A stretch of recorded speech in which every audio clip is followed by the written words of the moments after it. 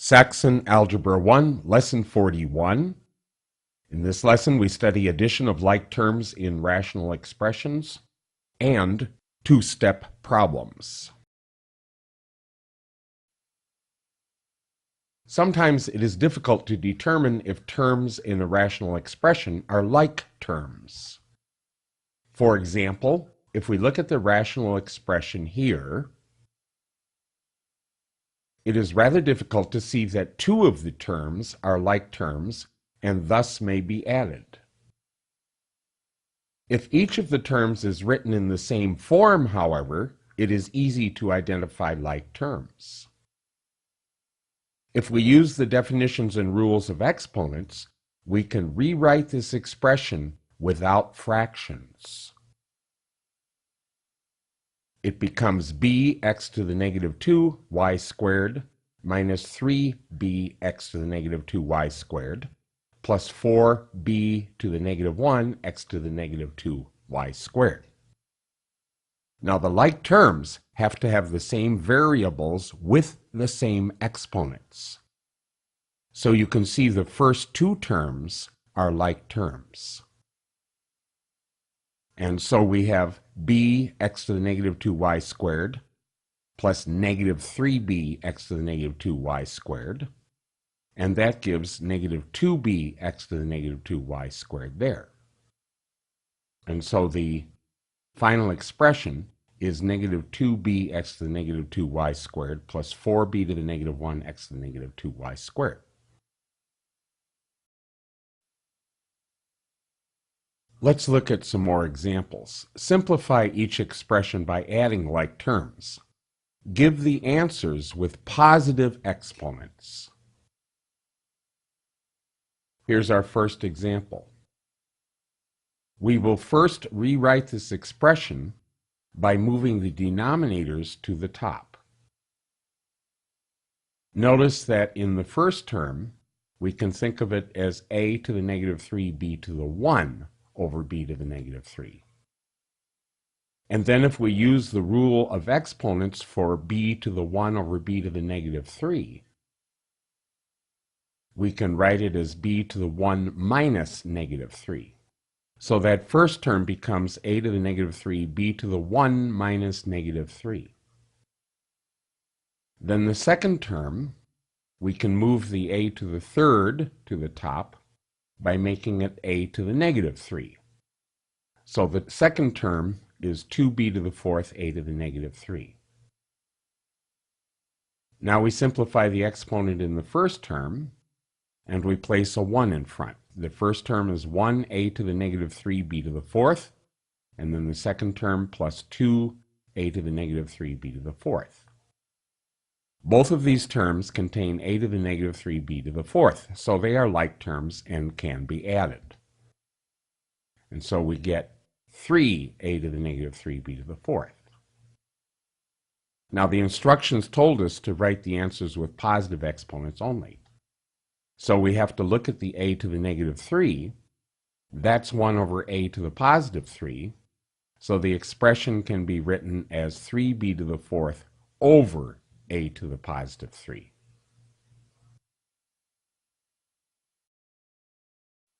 Here are some more examples. We are to simplify each expression by adding like terms.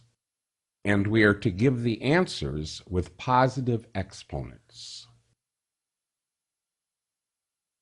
For our first example, we have 3 terms, and each is a fraction. We need to bring the c to the negative 1 in the first term to the numerator, so it becomes c to the positive 1. In the second term, we need to bring the a to the third c to the negative 1 to the numerator, and so it becomes a to the negative 3 c to the 1 there. And for the third term, we bring the a third c to the numerator, and it becomes a to the negative 3 c to the negative 1. So we have written the expression without fractions. Now it's easy to identify the like terms. The first 2 terms can be simplified because c to the 1 is c. and they are like terms. So they can be added. 7 plus -5 is 2. So the first two terms add to 2a to the -3b squared c. And then the third term is written there. Now we need to interpret the negative exponents. The a to the -3 in the first term is 1 over a to the +3. So the first term can be written as 2b squared c over a to the third. And in the second term, we have a to the -3 and c to the -1. We put those in the denominator, and we have 3b squared over a third c.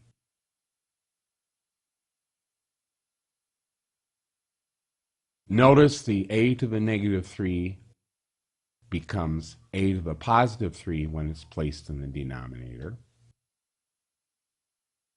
And notice in the second term, a to the -3 becomes a to the +3 when put in the denominator. And c to the -1 becomes c to the +1, which is c. So what we did is move the negative exponent factors into the denominators.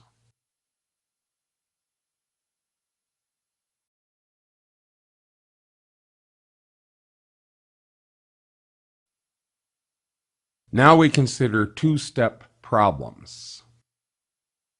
Some problems require two steps for their solution. The answer for the first step is used in the second step. We've actually seen some problems like this before. But here's a new problem. If x plus 3 is 7, what is the value of x minus 8? The first thing we do is solve for x. We add -3 to both sides, and we get x is 4.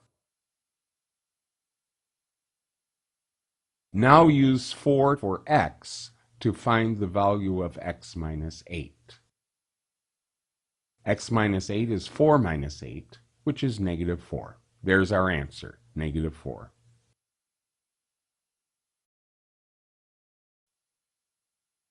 Example 2. This is something we've seen before.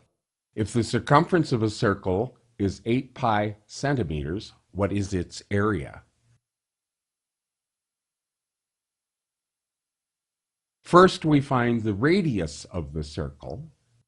The circumference is 2 pi r, and so 2 pi r is equal to 8 pi. We need to isolate r. So we divide both sides by 2 pi. Then the 2 pi cancels on the left, and on the right, 2 goes into 8 4 times, and the pi cancels. So we're left with r equals 4. Then we use this value of r to find the area.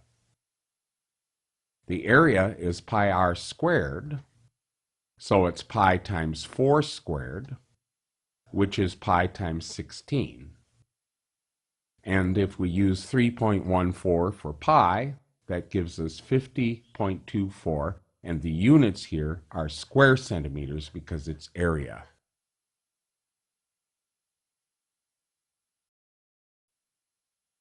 Example 3. The perimeter of a square is 80 inches. Find the area of the square. First, we find the length of a side of the square. In a square, all sides have the same length. The perimeter is the sides added up. So it's s plus s plus s plus s, and that equals 80. And s plus s 4 times is 4s. So 4s is 80. We divide by 4, and we find s is 20. Then we use that value to find the area. The area is the length times the width, or the side times the side. 20 times 20 is 400. So our answer is 400 square inches, because we need to include the units, and it's area. This is the end of Lesson 41. Your assignment, problem set 41 on pages 166 through 168 of your book.